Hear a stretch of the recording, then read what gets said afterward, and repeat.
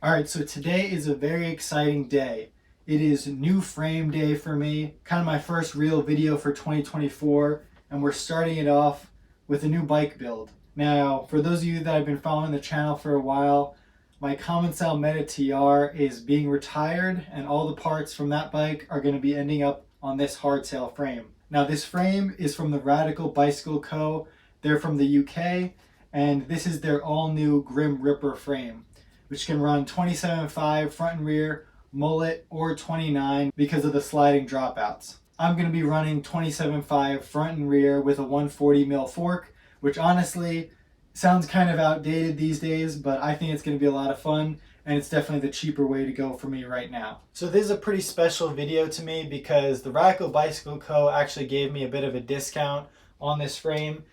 Retails for about $880, FYI. That doesn't include the shipping cost to the US, which can get pretty hefty. In exchange for that discount, we're going to be doing this build video and eventually a review video in the coming months, hopefully, in the early springtime. I do want to go over the build quality a little bit because it is pretty awesome. Big thing for me is externally routed cable housing. Everything is externally routed except for the dropper post, of course, and I actually really like that. We're going to use the plastic clips to get the housings on there.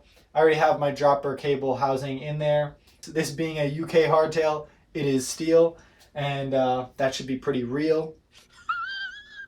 And we've got a bottle cage going on, so that's always a win. Threaded bottom bracket, and there's like a chain guide or bash guard mount available. I don't know if I'll use that. 31.6 diameter post, so I've got a Fox transfer in there for now. I like 170 millimeters, but honestly I think I could go up to over 200 eventually, but we'll run this for now. Like I mentioned before, there are sliding dropouts on here to change the wheel size, which is pretty cool. Right now I'm going to set it up in the long position actually, just so that I don't have to change my chain length from my Commencal. And we'll just kind of see how that feels because I don't want to take off the chain and then want to go back to the longer version. And then the only thing that I did add that doesn't come from the factory is a little chainstay protection. So I just got one of the basic like rubber stick-on ones.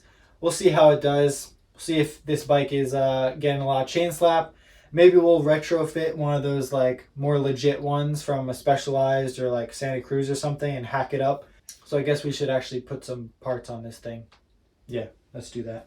And it's new sock day to get this build started off right. Oh my god, that hurt. So with that being said, I obviously did put some parts on, threaded the bottom bracket, got the dropper post somewhat set up, and they got the headset pressed in for me from the factory. So I won't bore you with those kinds of details, but we're going to slap on the rest of the parts. Hopefully this should go pretty smoothly. All right, so first we're going to throw on the fork. Already greased this thing. We're going to run 10 millimeters of spacing through the headset. Like so. Slap on my race face effect handlebar and stem. I have these cut at 780, or rather I never cut them. I don't know if I'll keep them at 780. This is a size regular. I'm 5'11", so I'm kind of at the end of the regular size, but I really didn't want to go all the way up to the long. I want this to be my Long Island kind of bike.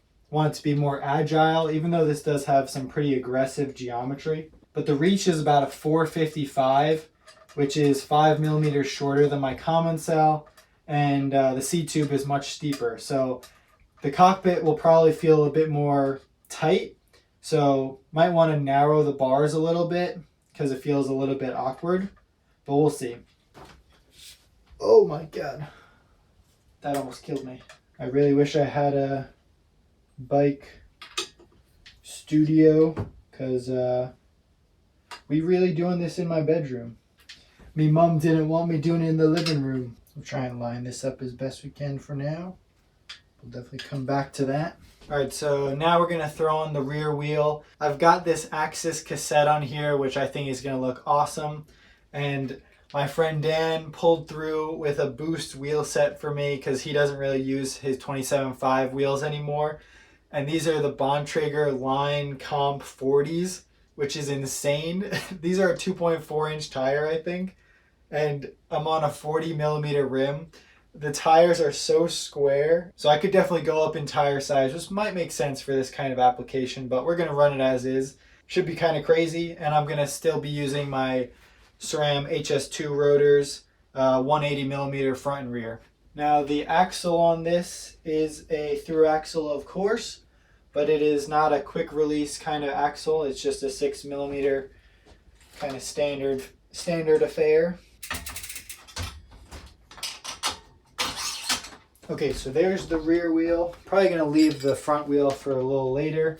So I guess we can put on the shifter and start with the brakes too. And I don't have to do any bleeding because they're already together and it's externally routed. Thank goodness. So we're running my GX shifter, GX rear derailleur, and then the Axis cassette. Really like how it feels. Definitely recommend upgrading your shifter. Really makes the biggest difference to how your shifting feels, in my opinion. So I'm using these little plastic clips. Hopefully you can see that all right. They are a little annoying and definitely pretty brittle, but kind of don't want to be using a bunch of zip ties, and these are hopefully reusable. So we'll see how well that works out. All right, so now we got the cable through and clamped it, so we'll see how the shifting is going right now.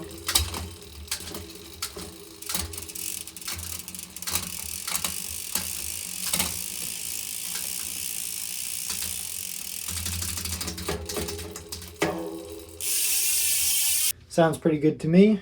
And then we'll put the little cable end on here and double check our limit screws. I think we're good to go on the rear. These Bontrager line wheels have like, I think 108 points of engagement or something. So this is definitely going to be the best hub that I've had. And I'm really excited to see how that feels on the trail.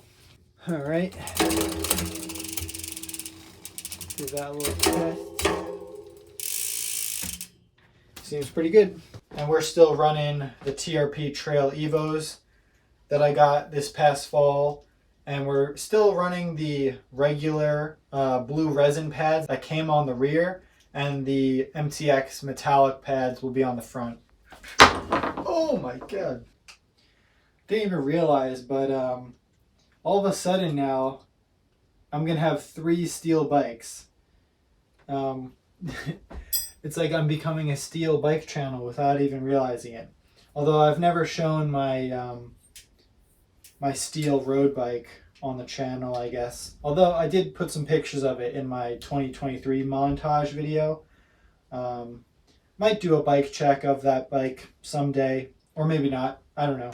My brakes are all wonked. Whenever you put in the post mount adapters on a fork and the threads just feel so sticky, it's one of the scariest feelings.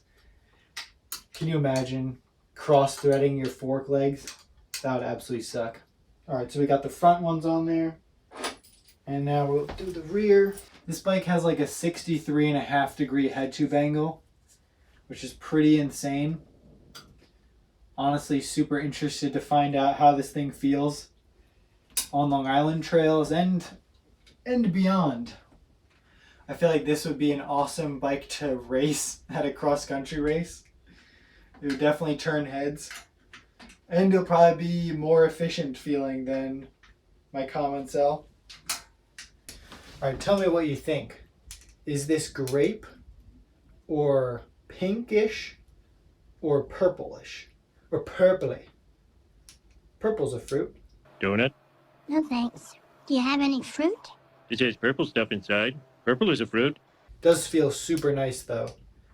Can't wait to try this thing out because my last dropper lever from the very reliable Brand X dropper post, which has lasted me 5 or 6 years or something, just never felt super great, but this feels like butter. So we're gonna plop this guy on here, and then we're gonna run our dropper post, and then we're really cooking in the kitchen. We're cooking with fire, baby. Just gonna get the brake levers in a little bit more of a real position.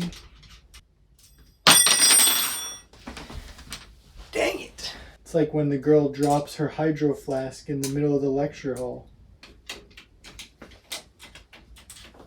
Okay.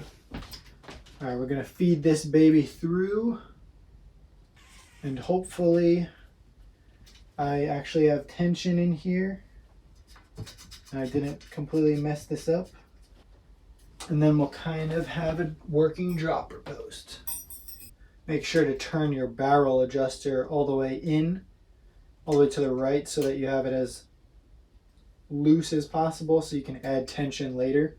And I guess we need to drop this thing. The dropper post is always where you start to rage. You know you gotta get this just right. Ah! Now I'm realizing why I'm not a build channel. Oh, goodness. You know what? Cut the cameras. Cut the cameras. Alright, that took a very reasonable amount of time, I assure you. And we got a dropper post that works super well. This lever does feel awesome. And it better for 70 bucks. Alright, so now we're just going to cut that cable, crimp that, throw on the bottle cage, and I think we are ready for a shreddy. Okie doke. Now it's bottle cage time.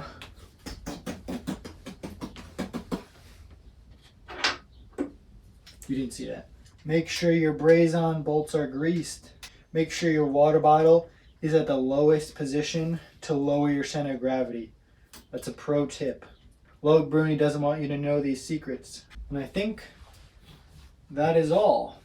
Do I recommend building a new bike in your bedroom? No. No, I do not. But this thing turned out pretty freaking sick. Still got to do a little cable management. We'll get a clamp for this guy. I went and weighed it, and it did come in around 33 pounds.